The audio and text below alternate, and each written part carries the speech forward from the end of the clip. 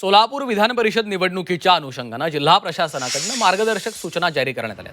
मतदानासाठी चुकीचा पेन वापरल्यास मतदान बाद होणार आहे. तर प्रशासनाकडून देण्यात येणाऱ्या जांभळ्या रंगाचा पेन हा मतदानासाठी वापरणं बंधनकारक असणार आहे. तर पसंतीच्या उमेदवारासमोर एक आकडा लिहिणं बंधनकारक असून खूण ग्राह्य धरल्या जाणार नाही. जिल्ह्यातील 6 केंद्रांवर 18 जून रोजी मतदान होणार असून 22 जून रोजी नियोजन भवनामध्ये मतमोजणी पार पडणार आहे.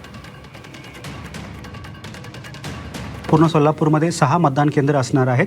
हा 6 मतदान केंद्रामध्ये कुरुडवाडी आणि अकलूस हा दोन्ही ठिकाणी उपविभागीय कार्यालयामध्ये असणार आहे आणि इतर ठिकाणी तहसील कार्यालयामध्ये असणार आहेत.